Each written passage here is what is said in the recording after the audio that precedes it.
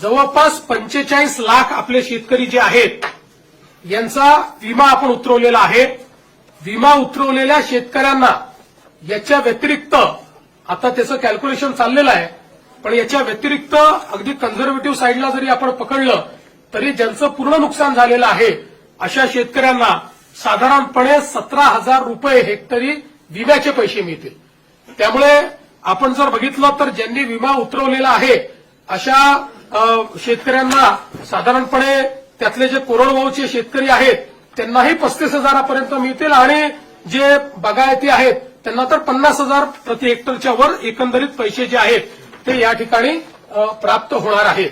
आणि साधारणपणे आपण जर एकूण राज्य सरकारने या ठिकाणी जो काही आता याच्यावर नियतवेग दिलेला आहे त्याचा एकत्रित अंदाज बांधला।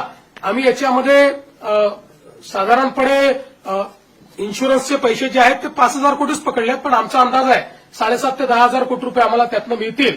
पण कन्झर्वेटिव्ह अंदाज आम्ही पकडलाय, कारण त्या संदर्भात अजून क्लेम जाणे आणि ती सगळी प्रोसेस होणे आहे। पण हा जरी आपण पकडला कन्झर्वेटिव्ह अंदाज तरी एकूण राज्य सरकारच्या वतीनं 31,628 कोटी रुपयांचं पॅकेज हे आपण या ठिकाणी देतो आहोत, की ज्या माध्यमातून 31,628 कोटी एवढं पॅकेज म्हणजे जवळपास 32,000पर्यंत हे पॅकेज चाललेलं आहे। अशा 32,000 कोटीपर्यंत अशा प्रकारचं हे पॅकेज या ठिकाणी आपण दिलेलं आहे। आणि आपला प्रयत्न आहे की यातला जेवढा जास्तीत जास्त पैसा हा आपल्याला या ठिकाणी दिवाळीच्या आधी देता येईल। किमान क्रॉप कॉम्पेन्सेशनचे पैसे वगैरे जे काही आहेत हे जेवढे जास्तीत जास्त दिवाळी आधी पुश करता येतील। बाकी तर जे मृत व्यक्तींचं सहाय्य आहे, जखमींचं सहाय्य वगैरे हे आम्ही ऑलरेडी देऊन टाकले आहेत। 10,000 रुपये जे द्यायचे आहेत ते ऑलरेडी देऊन टाकलेले आहेत। बऱ्याच गोष्टी आपण यातल्या दिलेल्या आहेत। काही गोष्टी ज्या राहिलेल्या आहेत त्या सगळ्या गोष्टी आणि क्रॉप कॉम्पेन्सेशनचे पैसे हे आपण त्या ठिकाणी देण्याचा प्रयत्न करणार आहोत।